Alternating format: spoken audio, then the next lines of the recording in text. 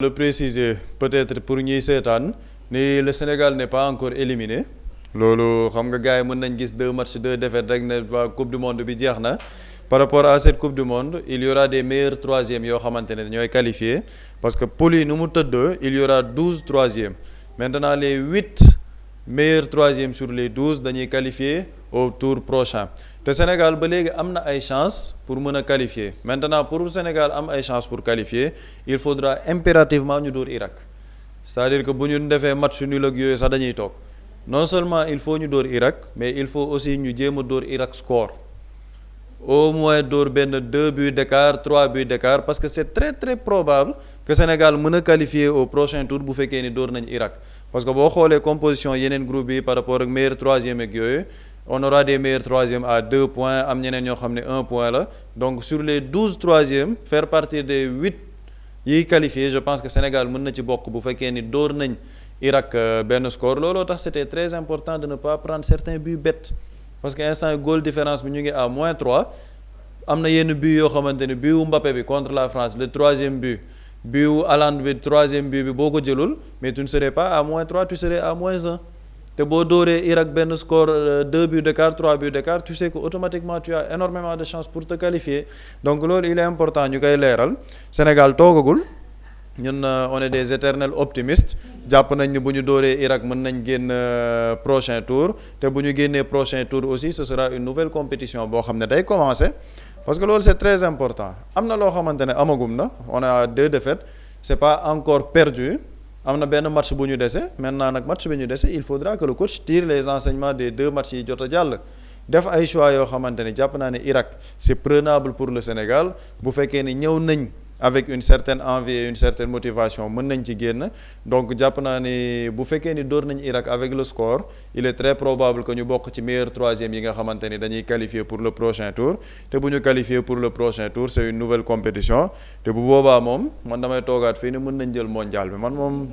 man optimiste la dóor nañ ñu ñaari match mais voilà il nous reste un troisième match il faut que les gens soient remobilisés autour de l'équipe nationale parce que c'est très important Sénégal dañoo war a bàyyi bu ñu dóoree benn ñaar rek ñu ne waa léegi gedd nañ bàyyi lépp nañ ñibbisi gis naa ay gars yi sax ñu ne waa brigade de recherche bu Kër Massar nañ jàpp Pape Thiaw mais loolu gars yi nañu xam ne compétition moo demee noonu c'est que football en fait gars yi ñoo war a xam ne sport haut niveau nii la mel PSG waxuma ren mais daaw ba ñuy jël la Ligue des Champions ñiy seetaan football bi dinañ xam li may wax ils se sont qualifiés au niveau des barrages Ligue des Champions barrage lañu jàllee ba ñu jàllee barrage boobu terewul ñoom ñoo gagné la Ligue des Champions après ren ñu ñëwaat gagnéwaat la Ligue des Champions donc football moo demee noonu tu peux avoir un mauvais départ après si tu tires les enseignements par rapport ak mauvais départ yi nga am yépp peut-être il y a des chances ñu remobiliser wu et je crois que Pape Thiaw par rapport ak li jot a xew nii yépp nag il reste un match et c'est un match où il doit prouver quand même que limite tactique yi c'était juste au niveau d'un match après ñu jàllaat ci leneen flop bi am dama fàtte woon benn flop te flop bi c'est hors terrain la fédération parce que c'est très important ñu koy wax une équipe elle est à l'image de comment elle a été préparée pour compétir am na yenn conditions yoo xamante ni bu ci équipe nationale di dem il ne faut pas s'attendre à des miracles quand tu pars dans une coupe du monde boo xamante ni la ministre des sports elle est limogée à 2 semaines du mondial le coach n'a pas de contrat les joueurs ont des problèmes de lekk ci hôtel bi ñu nekk c'est-à-dire que yooyu toutes les conditions ne sont pas réunies pour que le groupe puisse performer c'est ça la vérité tey jii bu ñu toogoon teg des conditions extraordinaires pour l'équipe nationale du Sénégal dañ naan équipe bi ils n'ont pas d'excuses bu ñu mën a joxe mais tey jii malheureusement il ne faut pas aussi qu'on ausculte la part de responsabilité de la fédération parce que Sénégal moo demee noonu bu dara amee rek il y a des coupables faciles et actuellement le coupable facile c'est Pape Thiaw parce qu'il est le sélectionneur moo tax moom it mu war a jël ses responsabilités mais la fédération n'a pas mis l'équipe nationale du Sénégal dans les meilleures conditions pour cette coupe du monde et ça il faut le relever le sélectionneur est parti sans contrat sans salaire depuis 5 mois les conditions yi équipe nationale bi demee foofu une équipe nationale du Sénégal ak joueurs yi ñu am ñu dem naan joueurs yi dañoo am problème mu lekk ñu ngi commandé ci biti ça c'est un flop monumental par rapport à l'organisation donc la fédération jàpp naa ne bu lii yëpp jeexee bu ñëwaatee Sénégal il faut faire un bilan une évaluation parce qu'il est inacceptable pour une équipe nationale du Sénégal ñuy dem dans des compétitions aussi relevées avec des conditions yoo xamante ne on a l'impression que c'est une équipe amateur moom moo nekk di dem parce qu'il y a une fédération derrière yoo xamante ne am na yeneen question yu ñuy gérer en interne ça c'est de la responsabilité de la fédération et de plus haut parce que maa ngi koy wax gars yi dinañ ne amul rapport mais ci man ça un rapport ministre des sports bu fi nekk pendant 2 ans maîtriser cette fédération dem ak ñoom ci compétition yu bëri U15 U17 Coupe d'Afrique équipe nationale A tu maîtrises le terrain tey jii la nouvelle ministre à sa décharge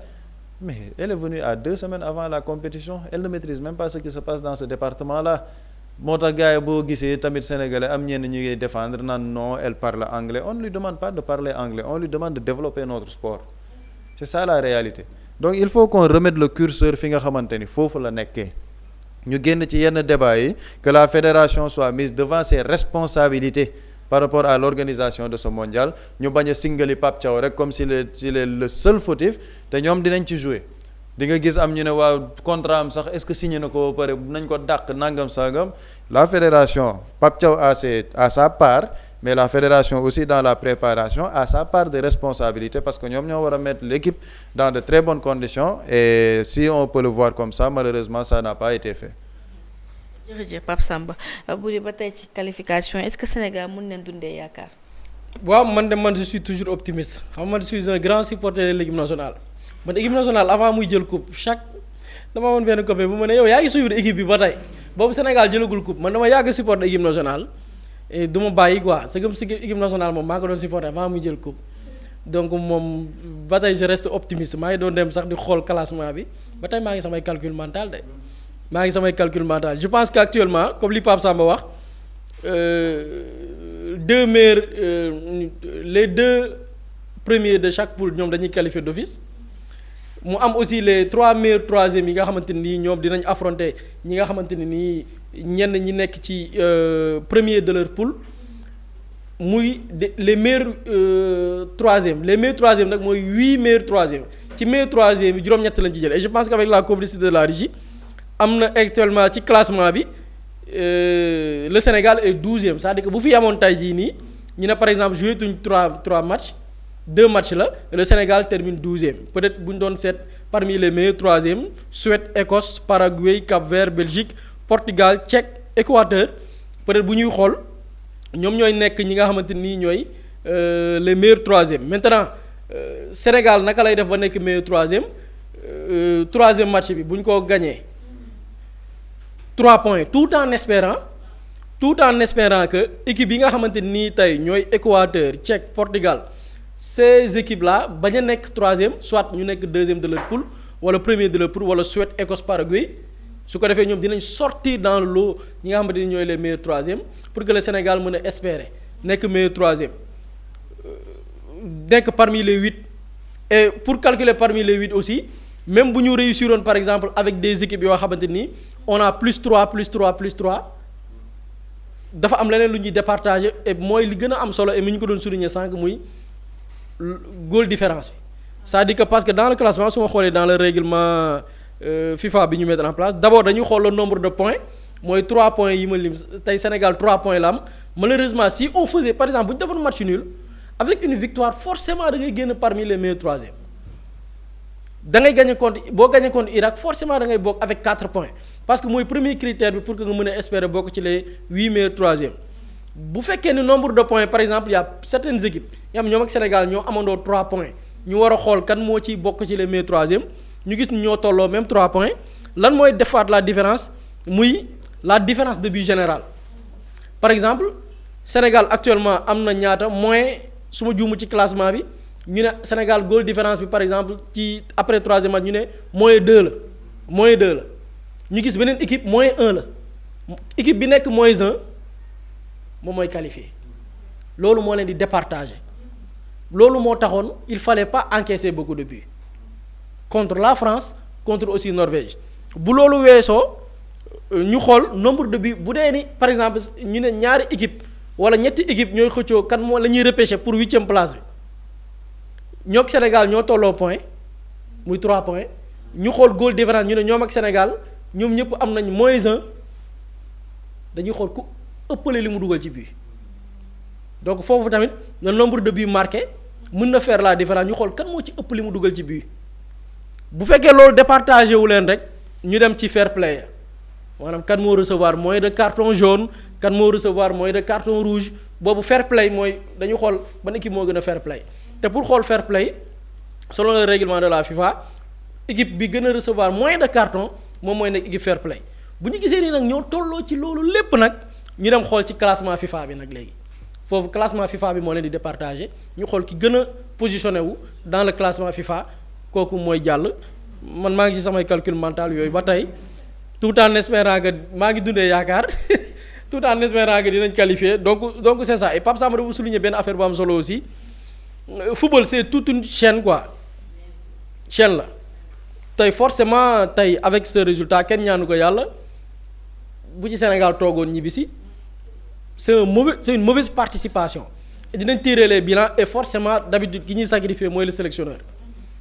même bu dee moom am na ci sa part de responsabilité. Qu'en est-il de la fédération d'abord football environnement la day on parle de lu gën a am solo ci équipe wala ci joueur même mooy c'est sur le plan psychologique tey les plus grands joueurs yi ngay dégg les champions mondiaux toutes disciplines confondues c'est des gens yoo xamante nii sur le plan sportif c'est des joueurs yoo xamante nii dañuy prendre soin de leur corps de leur physique mais c'est des joueurs yoo xamante nii mentalement c'est des joueurs stables c'est-à-dire que le côté mental dafa am aspect bu bari bu muy jouer ci haut niveau quand on te dit que une équipe dem na sans cuisinier chef cuisinier après lañ ko soog a régler d'après rumeurs yi il a fallu que un média fuiteloo l'information avec la crise interne bi am parce que mën nañ ko dippee crise bu fekkee ni les joueurs se permettent de sortir pour dem wuti lu ñu lekk alors que moment boobu doon tëdd nelaw la ñu gënoon soxla wala même bu ñu nelawul mais ñi ngi toog jàpp seen jàmbur garder leur calme équipe boo xamante ni on te dit que les primes ne sont pas encore payées yooyu yëpp ça peut participer à la déstabilisation même de l'effectif c'est des paramètres à tenir en compte et loolu principale responsabilité bi c'est la fédération sénégalaise de football leneen li nag moom laay wax chaîne la bu ñu nee chaîne nag dafay yéeg ba ci état malheureusement tey ku ne xam na ni les questions politiques dafay am impact par beaucoup ci plusieurs choses les décisions politiques dafa am impact boo xoolee sur les résultats sportifs peut-être tey avec le madame la ministre bu bees bi mën nañ ko bañ a pointer du doigt parce que bi équipe bi di préparer wu xëy na fekk ko fi yooyu yëpp mën nañ ko bañ a comptabiliser mais stabilité dafa baax ci lépp stabilité quoi dafa baax ci lépp et malheureusement tey pour des questions politiques et tout tey Sénégal t'as l'impression que lépp a jaxasoo réew mi t'as l'impression que lépp a jaxasoo peut-être sax sujet bi ñuy duggaat après ci jaxasoo gi réew mi jaxasoo la moom réew mi jaxasoo lëj comme caas xam nga caas bu lëj ñi daan ràbb njàmpe temps xale xam nañ li may wax parfois nga jënd caas bu gudd ngay def xam nga sob ba caas ba lëj bu lëjee ñàkk nga ko Sénégal actuellement noonu la mel lëj fépp lëj dans la gestion de l'État football bi lépp lëj et malheureusement lëj boobu noonu xam nga la parfois lu koy waral une seule décision mun na ko waral une seule décision parfois mun na nekk une décision irréfléchie une décision boo xamante ni sax ci émotion lañ ko lal